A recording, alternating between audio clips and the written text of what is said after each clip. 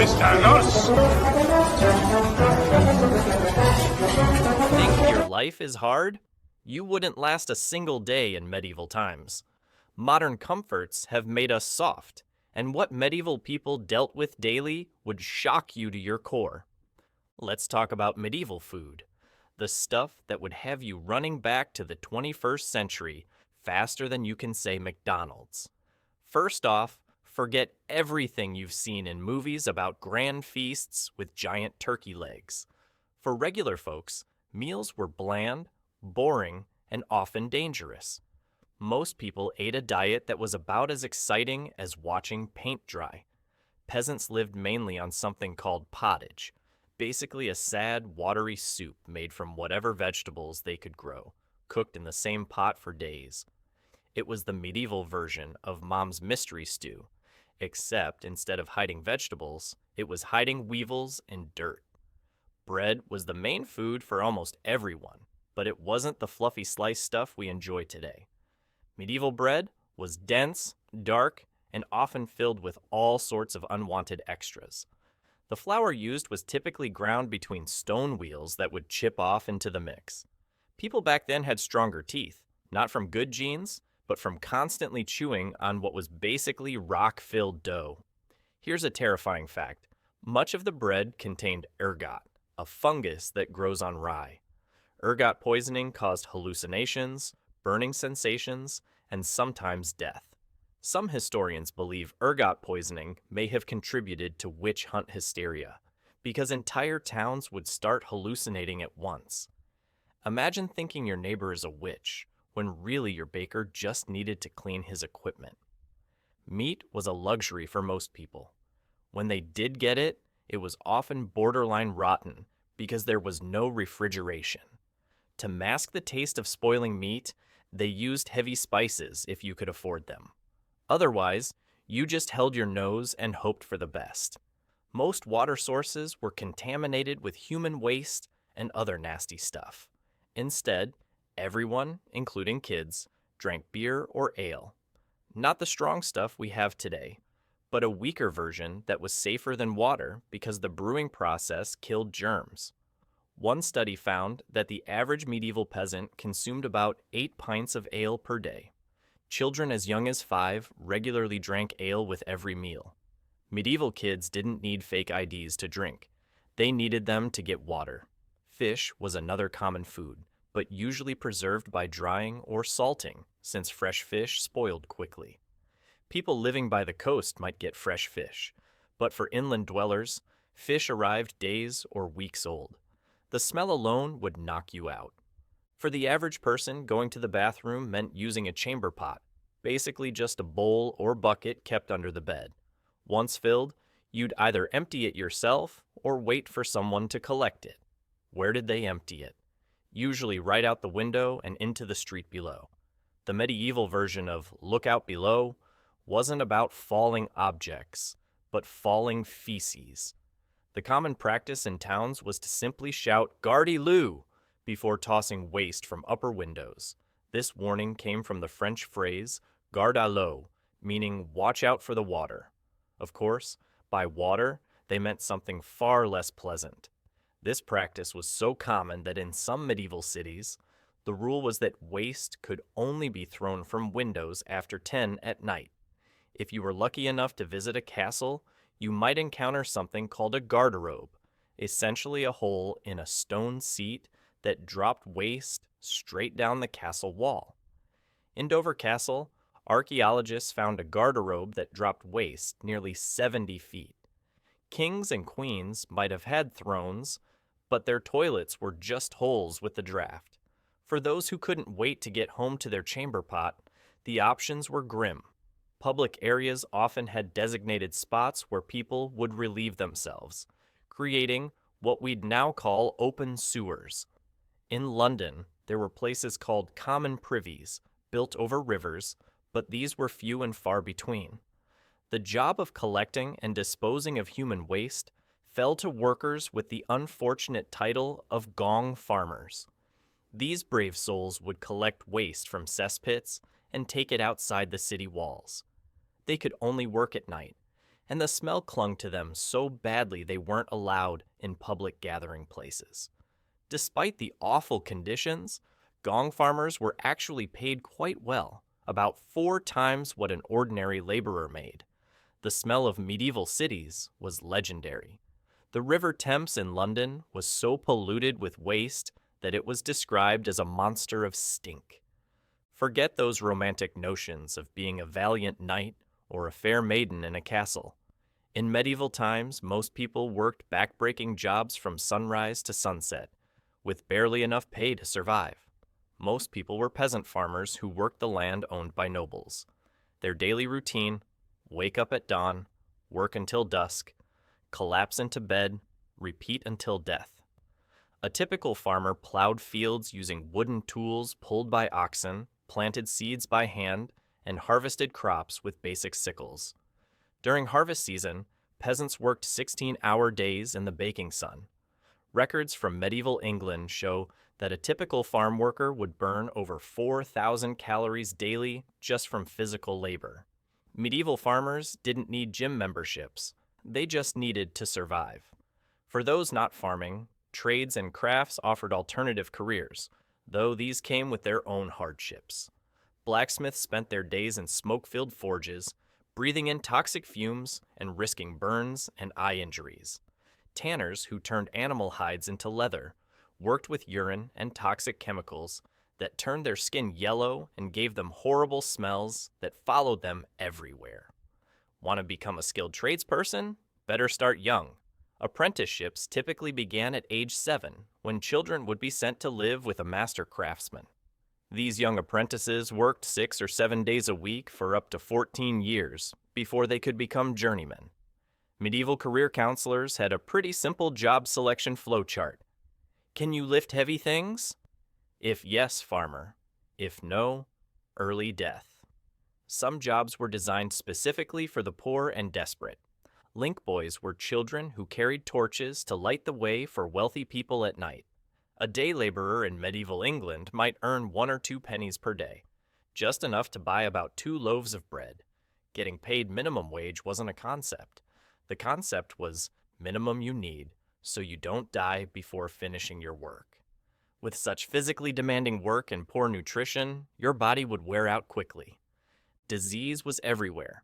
Medicine was practically non-existent, and what passed for healthcare would today be considered torture.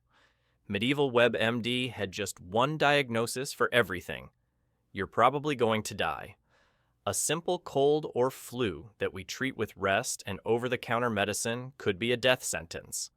Without understanding of germs or infection, medieval people believed illness came from bad air or an imbalance of the 4 bodily humors: blood, phlegm, yellow bile, and black bile.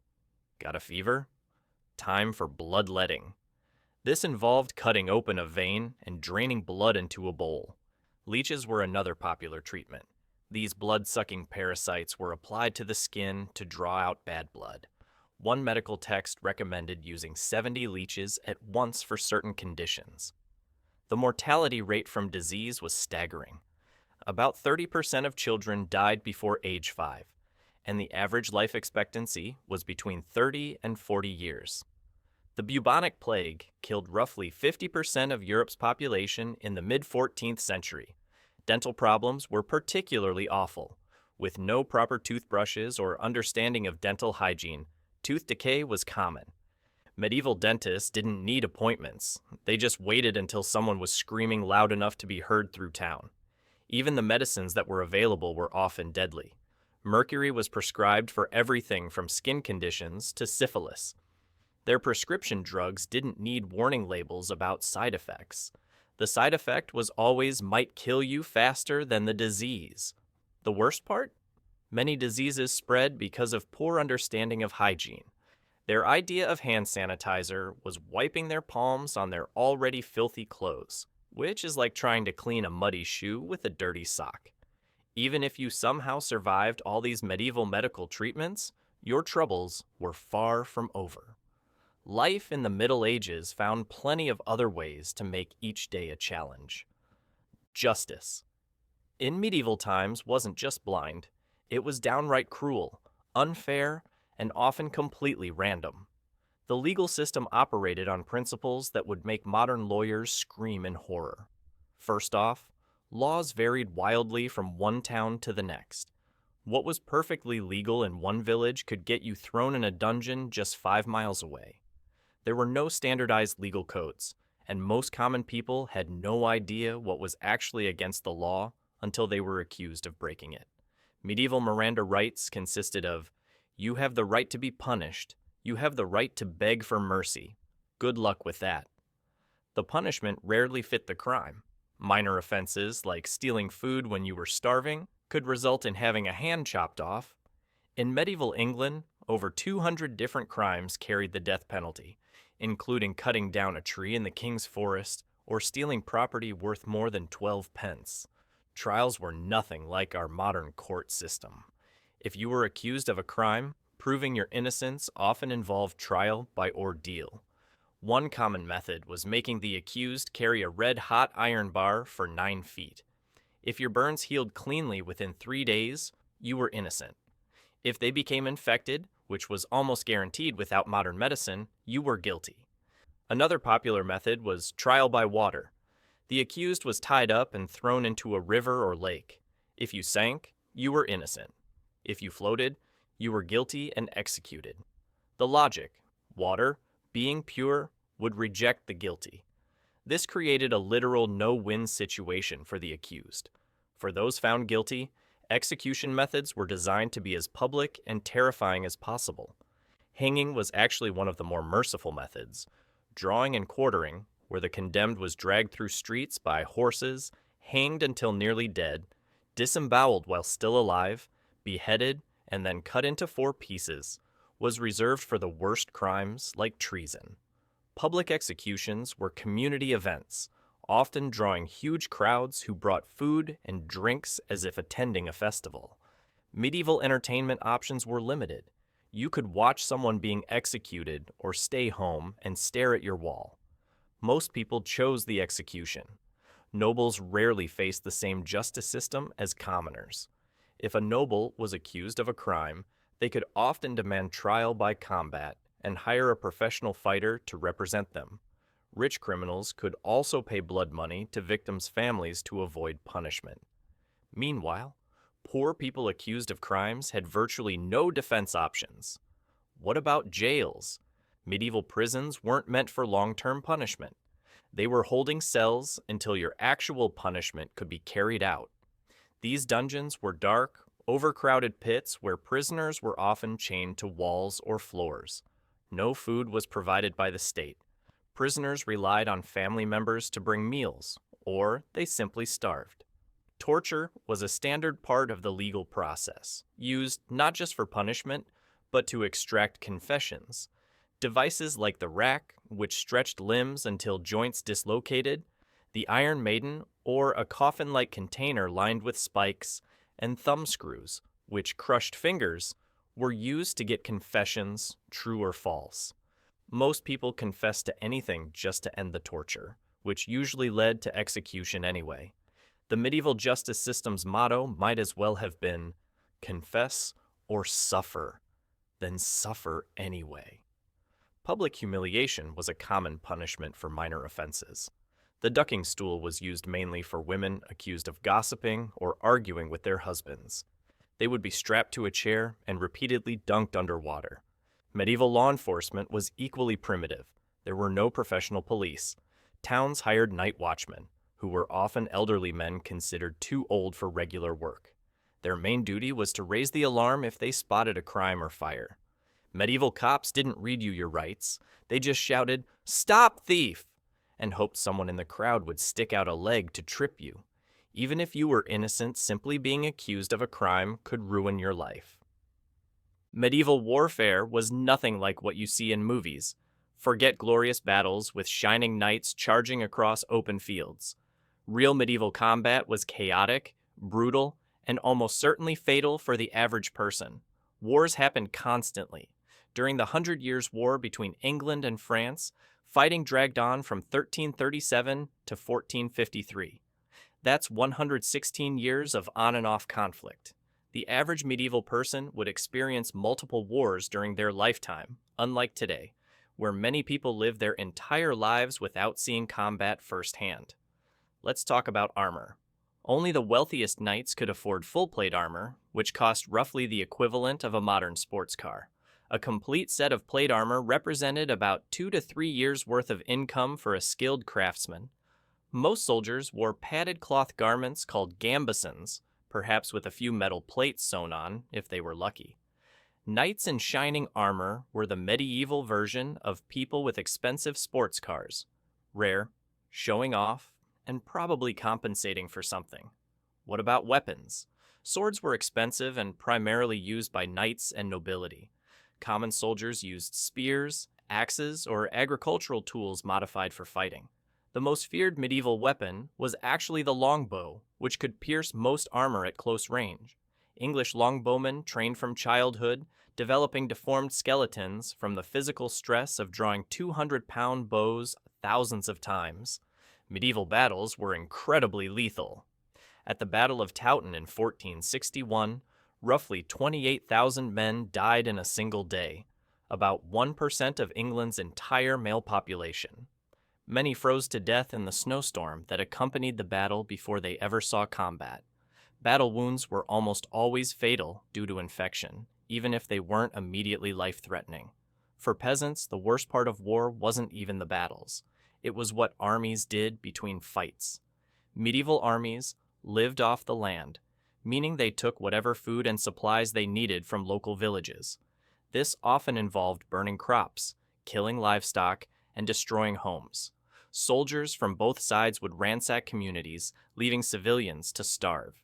The medieval version of support our troops meant please don't take all our food and burn our houses. Sieges were particularly horrific. When an army surrounded a castle or walled town, those trapped inside faced slow starvation. During the Siege of Paris in 885 to 886, inhabitants resorted to eating rats, cats, and eventually each other. Sieges could last months or even years. The Siege of Candia, modern Heraklion, during the 1600s lasted 21 years, the longest siege in history. Disease killed far more soldiers than actual fighting. Armies created perfect conditions for illness. Thousands of men living in close quarters with poor sanitation, limited food, and contaminated water. During the Crusades, European armies often lost half their men to disease before ever reaching their destination.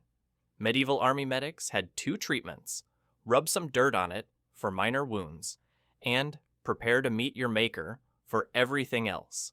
Civilians caught in war zones faced terrible choices. Fleeing meant abandoning homes and possessions, possibly facing starvation on the road. Staying meant risking violence from passing armies. Women and children weren't spared. Medieval chronicles describe entire villages being slaughtered, regardless of age or gender. If somehow you managed to avoid getting drafted into these bloody conflicts, survived the roaming armies, and didn't starve from war-caused famines, you'd still have to endure the general misery of everyday medieval life. The smell hit you first. Medieval towns reeked of human waste, rotting food, unwashed bodies, tanning chemicals, slaughterhouse remains, and smoke from countless fires. Without garbage collection, trash piled up on streets or was tossed into the nearest river. Butchers dumped animal entrails and blood right outside their shops. The smell was so overwhelming that people carried small pouches of herbs called pomanders to hold under their noses. The medieval version of air freshener was slightly less terrible smelling stuff to mask the horrible smelling stuff. Personal hygiene was practically non-existent. Most people bathed only a few times a year, usually in spring and at the end of summer. Many believed that bathing opened the pores and allowed disease to enter the body. During winter months, people might go 4 to 5 months without washing. Head lice were so common that special combs for removing them were standard grooming tools. Medieval dating profiles would have included only moderate lice infestation as a major selling point. Both rich and poor typically owned only 2 or 3 sets of clothes total. Shoes were made of thin leather with flat soles that provided no protection from the elements. The language barrier would be nearly insurmountable. Middle English from the 1400s sounds almost like a foreign language to modern English speakers. Common phrases like, "What is thy name?" would be incomprehensible. You'd struggle to understand others, and they'd think you were speaking gibberish. Privacy didn't exist. Most households consisted of one room where everyone ate, worked, and slept together. Beds were shared by multiple family members, and sometimes travelers would share beds with strangers at inns. Even wealthy homes had servants present at all times, including during private moments. Entertainment options were limited and often violent. The social hierarchy was rigid and unforgiving. The feudal system meant everyone had a fixed place, and social mobility was nearly impossible. About 90% of the population were peasants who owned nothing and worked land belonging to nobles. Moving up in the station or changing occupations rarely happened. Knowledge was limited, and superstition filled the gaps. Most people believed in witches, demons, and magical creatures. Medical problems were attributed to evil spirits, bad air, or astrological influences. A solar eclipse could send an entire town into panic, believing the world was ending. Medieval fact-checking consisted of asking the oldest person in the village if they'd heard the same thing before. Communication was slow and unreliable. News traveled at the speed of a walking messenger or horseback rider. Information from 50 miles away might take days to arrive, and news from other countries could take months, if it arrived at all. By this point in our journey through medieval horrors, you'd be desperately searching for a way back to your comfortable modern life, with its antibiotics, indoor plumbing, human rights, and deodorant. The past may seem romantic in books and movies, but the reality of medieval life was a daily struggle that few of us modern humans could endure, even for a day.